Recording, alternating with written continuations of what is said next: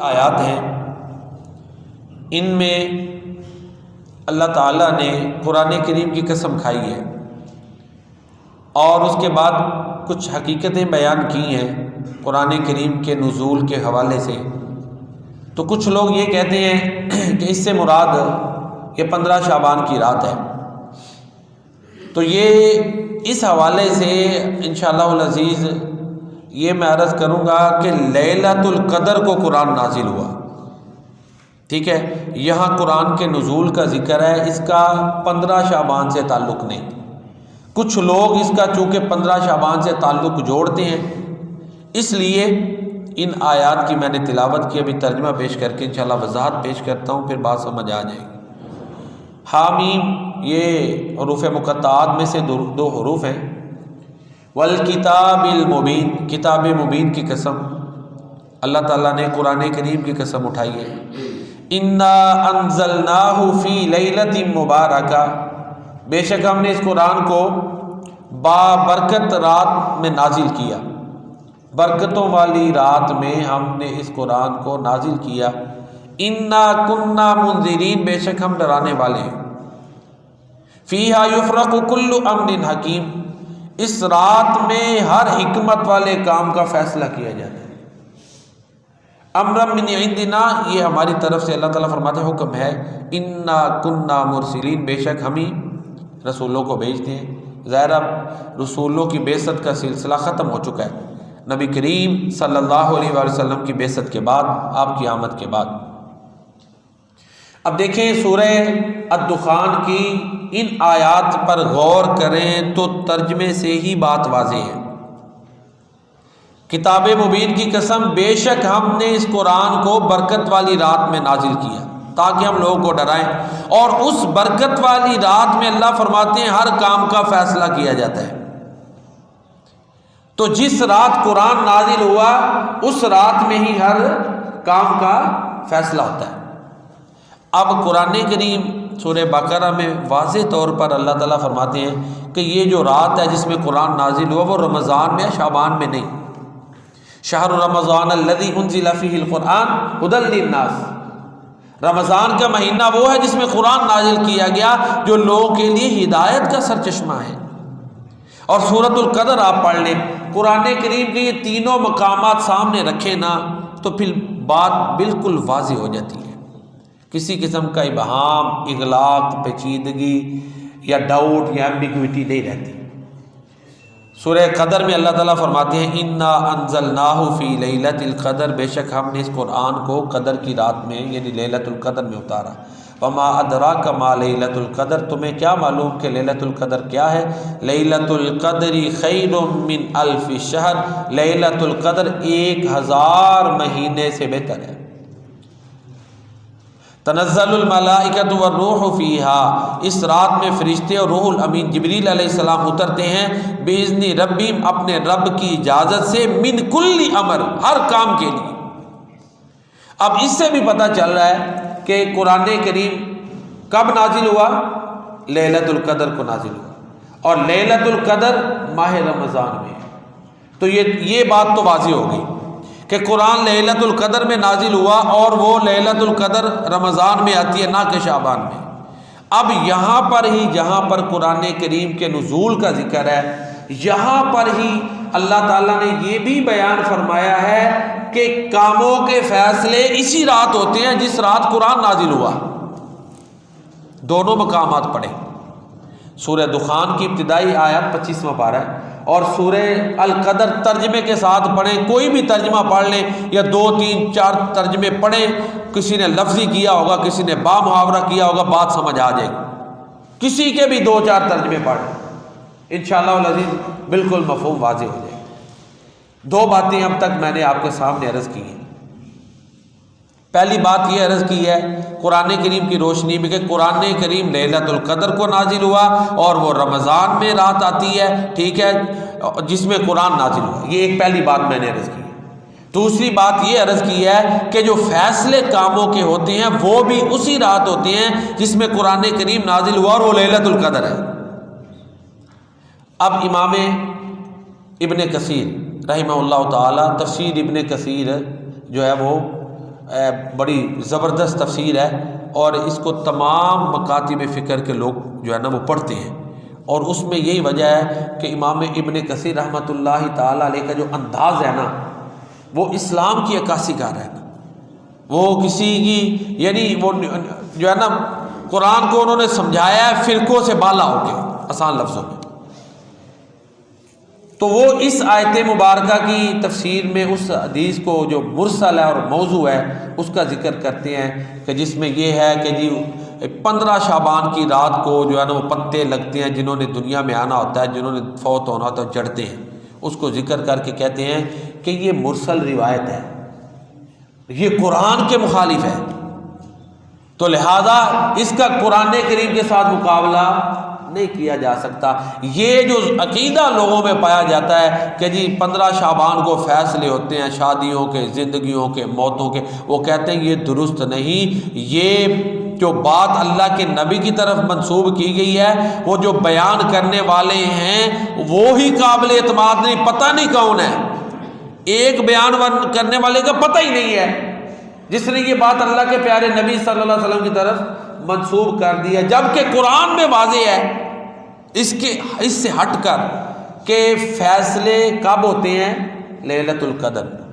لہذا انہوں نے نتیجہ نکالا ہے کہ یہ جو عوام الناس میں مشہور ہے نا جی 15 شعبان کو فیصلے ہوتے ہیں، یہ رائے درست نہیں، یہ قرآن کریم سے ٹکراتی ہے۔ درست رائے یہی ہے کہ جو اللہ تعالیٰ فیصلے کرتے ہیں وہ 15 شعبان کی بجائے لیلۃ القدر میں ہوتے ہیں۔ آگے ان کی تقسیم ہے، کوئی اجماعی فیصلے ہیں، کوئی انفرادی ہیں، وہ اللہ تعالیٰ کو حکمتوں کا پتہ ہے۔ تو بہرحال یہ دو باتیں جو 15 شعبان کے حوالے سے کی جاتی ہیں جن کی میں نے نشاندہی کی، یہ غلط ہے۔ میرا خیال ہے میری بات سمجھ آ گئی ہوگی۔ پہلی بات یہ غلط ہے 15 شعبان کے حوالے سے جو مشہور ہے کہ قرآن اس میں نازل ہوا۔ دوسری بات 15 شعبان جس کو شب برات کہتے ہیں اس کے حوالے سے یہ مشہور ہے کہ جی اس رات کو فیصلے ہوتے ہیں ہمارے، یہ بھی غلط ہے، یہ بھی درست نہیں، کیونکہ قرآن سے ٹکراتی ہے۔ کسی بڑے مولوی یا بڑے علم کی ضرورت نہیں، سورہ دخان 25ویں پارے میں ہے، اس کی پہلی 6-7 آیتوں کا ترجمہ پڑھیں، بار بار بات سمجھ آ جائے۔ سورۃ القدر پڑھ لیں، اور ایک سورہ بقرہ کی آیت ہے، چلو وہ نہ بھی آپ پڑھیں، آپ کو ڈھونڈتے ہوئے ہو سکتا ہے تھوڑی مشکل ہو، آیت نمبر میرے ذہن میں نہیں، آیت میں بول رہا ہوں شہر رمضان الذی انزل فیہ القرآن، کہ رمضان کے مہینے میں قرآن اترا۔ ان تینوں مقامات کو آپ پڑھ لیں ترجمے کے ساتھ،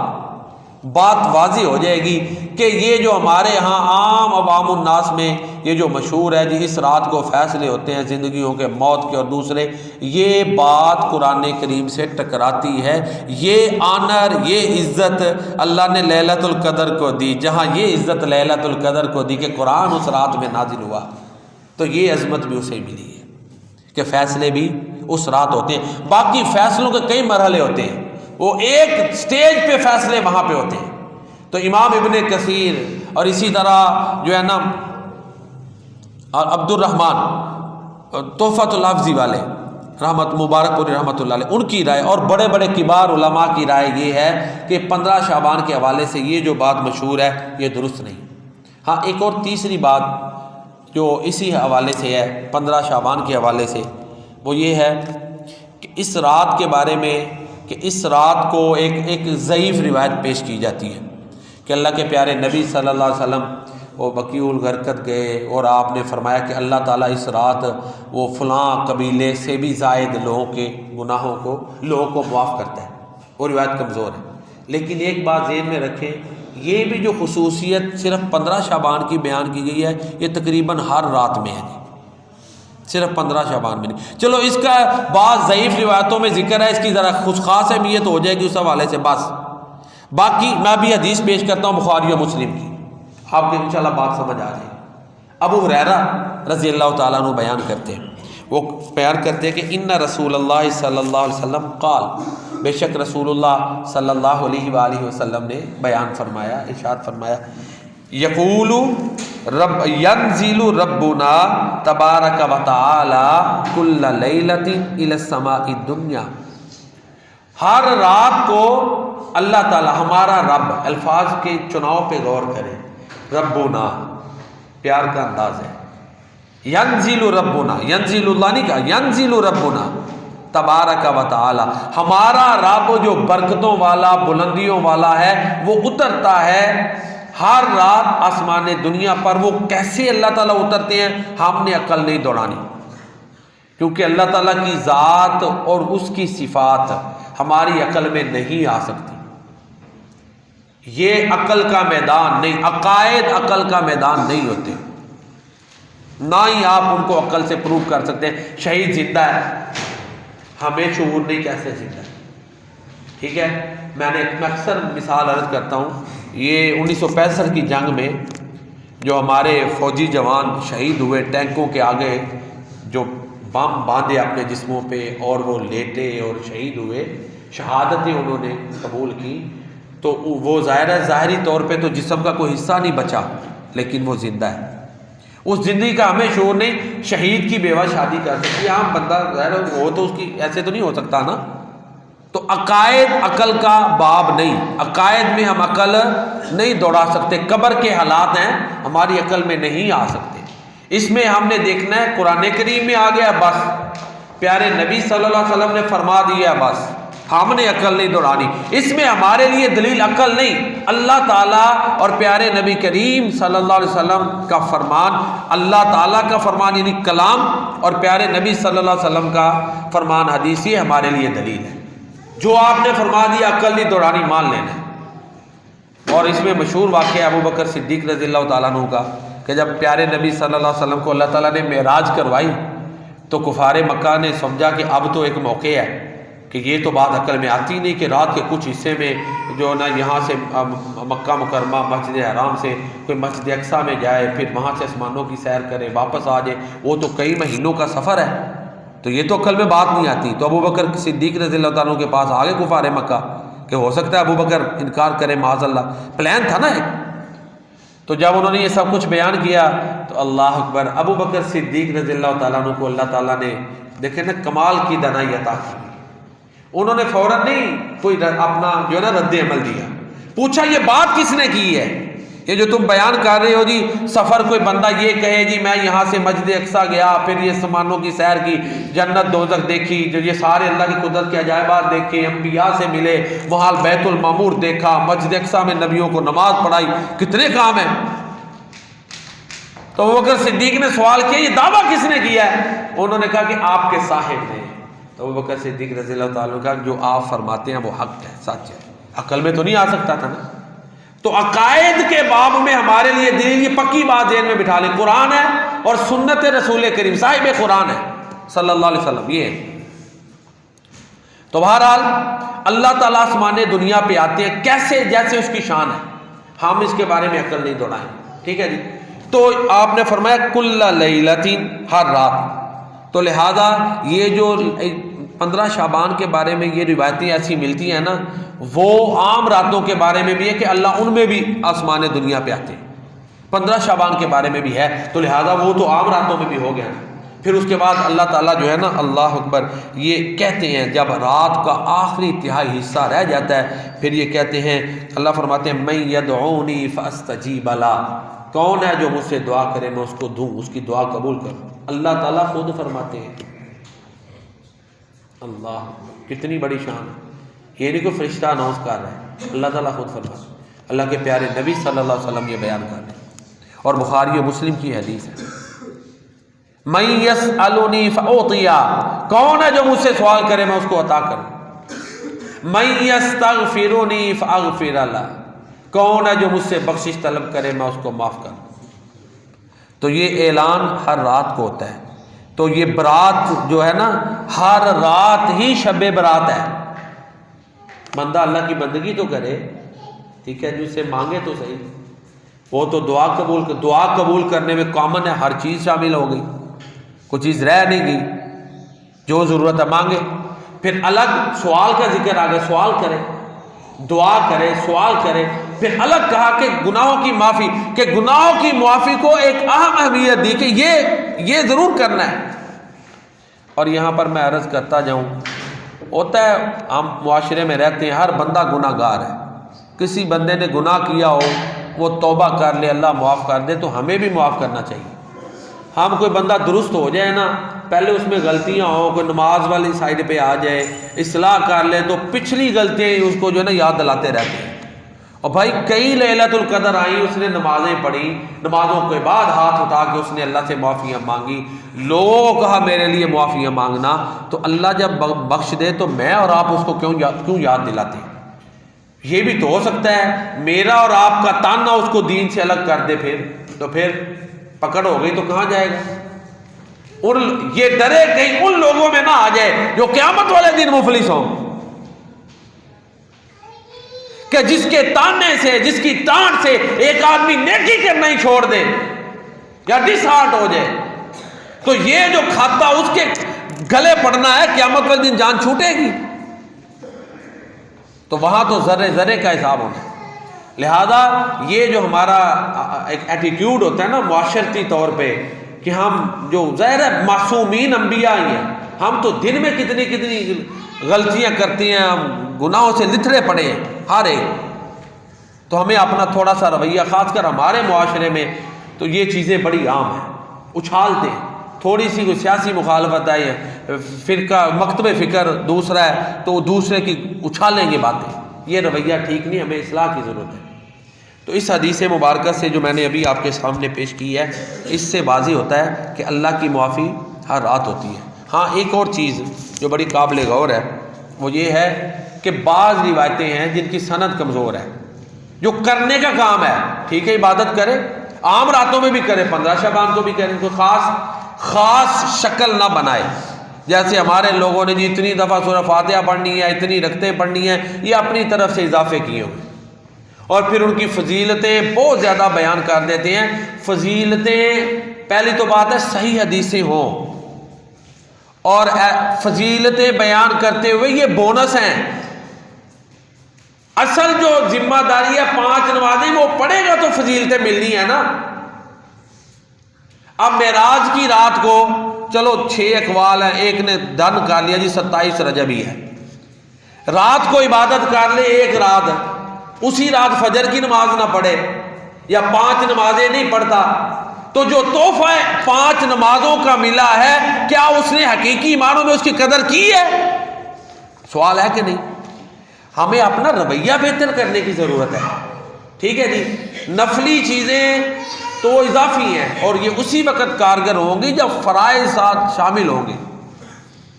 یہ کچھ فضائل ہمارے بیان کر دیتے ہیں تو بے عملی کی طرف یہ چیز بھی لے کے جاتی ہے کہ بس تو کر لا، تیرے اپنے معاملے سے چک لیں گے۔ ہمارے تو پیر صاحب کے پاس لسٹ آ گئی ہوئی ہے، ان کے مریدوں کی کوئی دوزخ میں نہیں جائے گا، اللہ معاف فرمائے۔ تو یہ دعوے کیا ہیں؟ لوگوں کو بے عملی کی طرف نہیں لے کے جائیں گے، یہ اصلاح کی ضرورت ہے، کوئی نہیں کسی کے کام آنا، یہ دھوکے ہیں۔ 5 نمازیں پڑھنی ہیں، جو نہیں پڑھ رہا کسی نے اس کی طرف سے نہیں اٹھانی، صحت مند ہے، عقل مند ہے، اور اس کے پاس یہ استطاعت ہے روزے رکھنے کی، نہیں رکھ رہا، اب جو مرضی نفلی عبادتیں کرے، اگر وہ نہیں رکھ رہا اس کی جان نہیں چھوٹنی، یہ سسٹم ہے، اس کے تحت چلنا ہے، اپنی منمانیاں نہیں ہونی۔ تو بہرحال عرض یہ کر رہا تھا کہ 15 شعبان کے حوالے سے کہ اللہ تعالیٰ کی معافی عام ہوتی ہے، تو عبادت کی خاص شکل نہ کرے، باقی کر لے، قرآن پڑھے، تلاوت کر لے، اور جو معافی کا میں نے ذکر کیا وہ تو ہر رات اللہ کی معافی عام ہے، بلکہ رمضان کی راتوں میں تو فرشتہ بھی اعلان کرتا ہے، اللہ تعالیٰ کا تو اعلان ہے ہی ہے نا، ہر رات کو ہو رہا ہے کہ دعا کرو مجھ سے سوال کرو، گناہ کی معافی مانگو، ہر رات اللہ تعالیٰ یہ آفر کر رہے ہیں۔ فرشتہ ماہ رمضان جب آتا ہے تو پھر فرشتہ بھی کہتا ہے بھلائی کو تلاش کرنے والے بھلائی کی تلاش میں آگے بڑھ جا۔ یہ اعلان 15 شعبان کو بھی نہیں ہوتا، یہ رمضان میں ہوتا ہے۔ یہاں سے پتہ چلتا ہے کہ رمضان کی راتوں کی اہمیت کتنی زیادہ ہے۔ ہاں بعض روایتوں میں آتا ہے کہ جو کینہ پرور ہے اور شرک کرنے والا ہے، یہ اصل چیز جس کی اصلاح کی ضرورت ہے،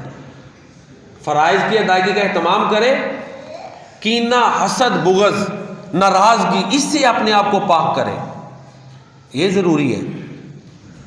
ہر سوموار اور جمعہ رات کو اللہ تعالیٰ کی بارگاہ میں نامہ اعمال پیش ہوتا ہے، لیکن جو ذاتی وجوہ کی بنا پہ ناراض ہیں ان کی معافی مؤخر ہو جاتی ہے۔ اس رات کو بھی یہی ہے، وہ اگرچہ روایتیں کمزور ہیں، عبادت کریں ٹھیک ہے، نفلی جس کا جتنا دل ہے کرے، سنت نہ سمجھے، طریقے نہ بنائے۔ نفلی عبادت سے یہ زیادہ ضروری ہے کہ کسی کے ساتھ ناراضگی ختم کرے، کیونکہ ناراضگی کی وجہ سے اس کا معاملہ پینڈنگ ہو گیا معافی والا۔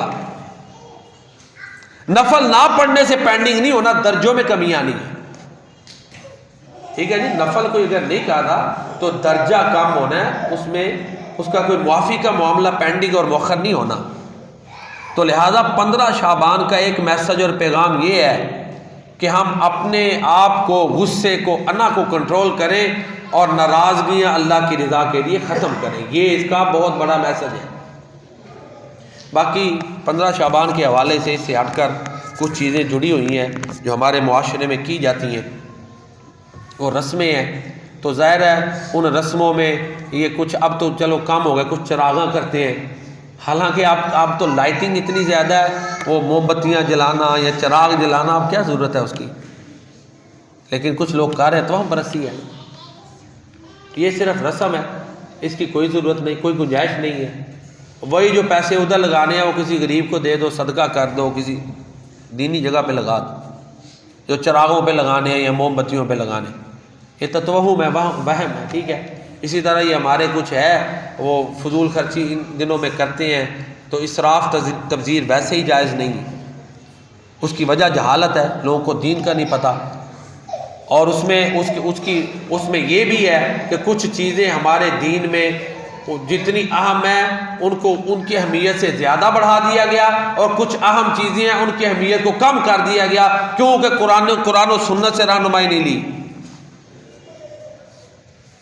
حالات کی تاثر ایسے بن گئے کہ ایسے، اور اسی کی وجہ سے پھر دین میں بگاڑ آ جاتا ہے۔ عبداللہ بن مبارک کہتے ہیں کہ دین کو خراب بادشاہوں نے کیا ہے، صوفیوں اور پیروں نے کیا ہے،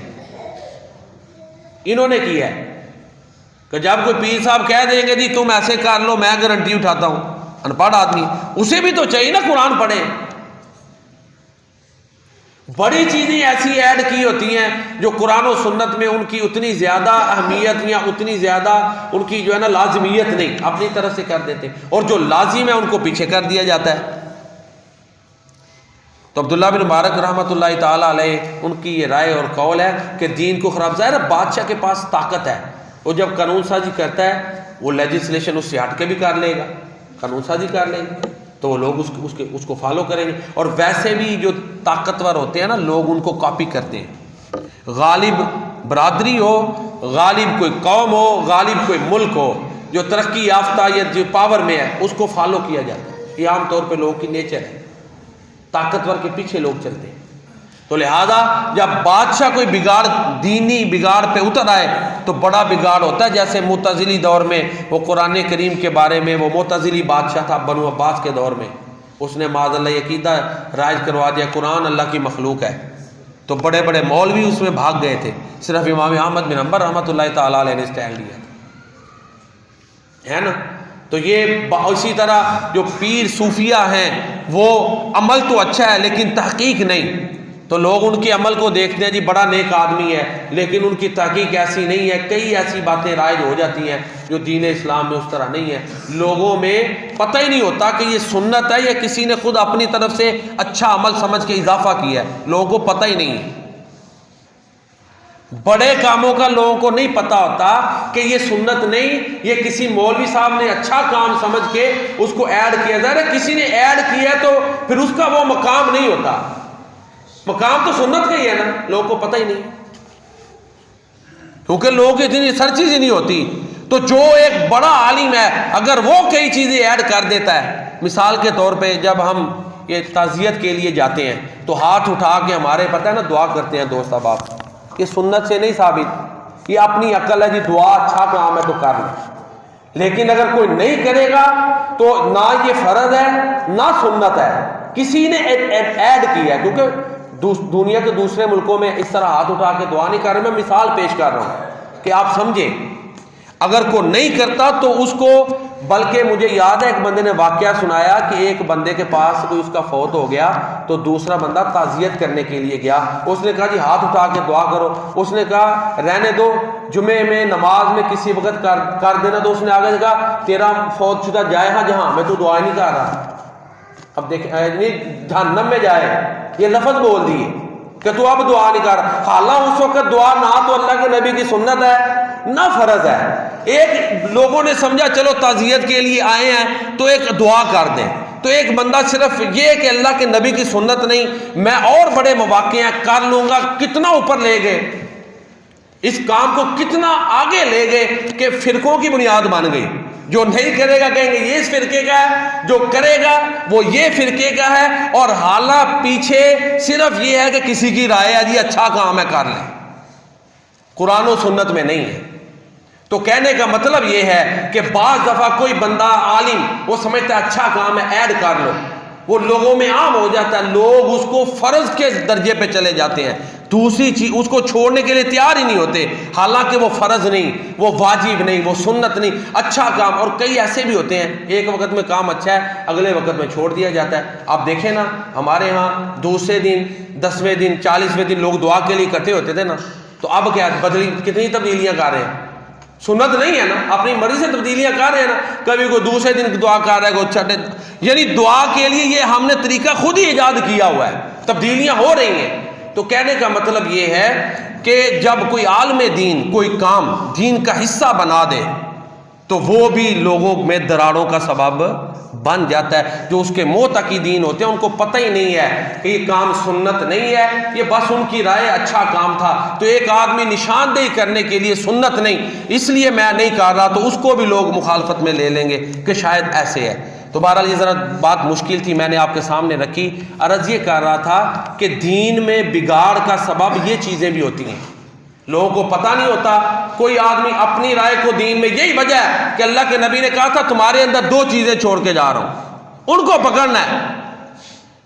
قرآن اور سنت۔ اور آج بھی آپ دیکھ لیں جو ہمارے اکٹھے عقائد ہیں ان میں سب اکٹھے ہیں، علاقہ وائز کئی چیزیں ہیں، تو علاقہ وائز چیزوں کی آپ خود سمجھ آ جاتی ہے کہ 5 نمازیں ہیں نا 98% ساری دنیا میں ایک جیسی پڑھی جا رہی، 4-5 چیزوں میں اختلاف ہے، اوقات بھی وہی ہیں۔ تو یہ تو جو ایک علاقے میں ایک کام اور طرح ہو رہا ہے، دوسرے میں اور طرح ہو رہا ہے، تیسرے میں اور طرح ہو رہا ہے، اس پہ پھر ریسرچ کی ضرورت ہوتی ہے کہ یہ واقعی اسلام کے کہ یہ علاقائی اثرات کی وجہ سے ایسے ہوا ہے، اس پہ تھوڑی سی بعض دفعہ ریسرچ کی ضرورت ہوتی ہے۔ تو بہرحال عرض یہ کر رہا تھا کہ 15 شعبان کے حوالے سے کچھ چیزیں ایسی شامل ہو گئی ہیں، یہ پٹاخے چلانا، یہ چراغاں کرنا، یہ قرآن و سنت سے ثابت نہیں، یہ فضول خرچی ہیں۔ ہاں عبادت کوئی کرنا چاہتا ہے تو کرے، اور اس میں سب سے بڑی عبادت یہ ہے کہ اپنی ناراضگی ختم کرے، لوگوں سے صلح کرے۔ 15 شعبان کے حوالے سے یہ سمجھنا کہ قرآن اس میں نازل ہوا ہے یہ غلط ہے۔ اب میں خلاصہ پیش کرتا ہوں کیونکہ ٹائم ہو گیا۔ 15 شعبان کو قرآن نازل نہیں ہوا، یہ تو قرآن کریم کے 3 مقام بتاتے ہیں قرآن کریم رمضان میں نازل ہوا ہے، تو جس رات میں قرآن نازل ہوا ہے اسی رات فیصلے ہوتے ہیں۔ قرآن کہہ رہا ہے سورہ قدر پڑھ لیں اور اسی طرح سورہ دخان کی ابتدائی آیتیں پڑھ لیں۔ یہ 15 شعبان کے حوالے سے جو مشہور ہے نا کہ جی پتے لگتے ہیں، جنہوں نے پیدا ہونا ہے جنہوں نے فوت ہونا ہے جڑتے ہیں، وہ 15 شعبان کو نہیں، وہ لیلۃ القدر میں فیصلے ہوتے ہیں، اور اس کا انداز جیسے اللہ کو منظور ہے ویسے ہے۔ سورہ قدر کا ترجمہ پڑھ لیں آپ کو بات سمجھ آ جائے گی، 2-4 مختلف ترجمے پڑھیں، کسی بھی مکتب کے پڑھ لیں، لفظی پڑھیں، با محاورہ پڑھیں، آپ کو سمجھ آ جائے گی۔ یہ عوام الناس میں جو 15 شعبان کے حوالے سے یہ غلط ہے۔ اور اسی طرح 15 شعبان کو کوئی خاص عبادت ایجاد کر لے، جس طرح ہمارے ہاں مغرب کے بعد وہ 6 رکعتیں پڑھتے ہیں، تو اس کی مختلف وہ اپنی طرف سے ایجاد کی ہوئی، وہ قرآن و سنت میں نہیں ہے، ٹھیک ہے نا جی، وہ کسی کی اپنی رائے ہے، تو رائے ظاہر ہے ہمارے لیے جو اللہ کے نبی نے جتنی باتیں بتائی ہیں ہم وہی کر لیں تو بڑی۔ 5 نمازیں لوگوں سے پوری پڑھی نہیں جاتی، تو اضافی چیزیں، اضافی اپنی طرف سے نہیں، اضافی بھی وہی شامل کرنی ہے جو اللہ کے نبی نے عبادات بتائی ہیں، اپنی طرف سے نہیں کرنی۔ نفل جتنے مرضی کوئی پڑھے، شکل خود نہ دے، شکل خود دے گا پھر آگے چل پڑے گا، لوگوں کو پتہ نہیں ہوتا یہ سنت ہے کہ نہیں ہے، لوگ چلتے ہیں، لوگ اس کو پھر آگے چلا دیتے ہیں۔ اس طرح پھر بڑی چیزیں ایسی دین کا حصہ سمجھ لی جاتی ہیں اور سمجھی جا رہی ہیں جو دین کا حصہ اس طرح نہیں ہے، کیونکہ دین نام ہے قرآن و سنت کا، یا اس پہ بنیاد رکھے گی اجتہاد پھر بدل جائے گا۔ قرآن و سنت وہ ہمیشہ ایک جیسے ہیں، انہی کے مطابق معاملات چلیں گے۔ یہ 3 باتیں ہو گئی۔ ہاں لیلہ، یہ جو شب برات ہے، ہر رات ہی شب برات ہے، ہر رات کو اللہ آسمان دنیا پہ آتے ہیں اور اعلان کرتے ہیں کوئی مجھ سے مانگے دعا میں دوں گا، کوئی سوال کرے میں عطا کروں گا، کوئی گناہ گار مجھ سے بخشش مانگے میں دوں گا۔ یہ بخاری و مسلم کی حدیث ہے، اور یہی شب برات کے حوالے سے خاص بیان کیا جاتا ہے۔ تو یہ شب برات یعنی 15 شعبان جس کو کہتے ہیں، تو یہ فضیلت صرف اس کی خاص نہیں، یہ ہر رات کی خاص ہے۔ ہاں 15 شعبان میں جیسے میں پہلے عرض کر چکا، ایک چیز جو اگرچہ روایتیں ضعیف ہیں وہ یہ ہے کہ شرک کرنے والے کی معافی نہیں، اس کی فکر کرے کہ میں شرک سے بچ جاؤں۔ جو کینہ پرور ہے اس کی معافی نہیں، جب تک وہ چھوڑے گا نہیں، ناراضگیاں ختم کرے، ٹھیک ہے۔ نفلی عبادات تو درجے بڑھاتی ہیں، اگر نہیں بھی کرے گا، عشاء کی نماز جماعت کے ساتھ پڑھ لے، فجر کی پڑھ لے، پوری رات کا ثواب ہے، درجے بڑھاتی ہیں نفلی عبادات۔ جبکہ یہ ناراضگی ایک ایسی چیز ہے جو بخشش میں رکاوٹ ہے۔ جو میں نے بیان کیا آپ نے سنا، اللہ تعالیٰ اپنی بارگاہ میں قبول فرمائے اور ہمیں قرآن و سنت پر صحیح معنوں میں عمل کرنے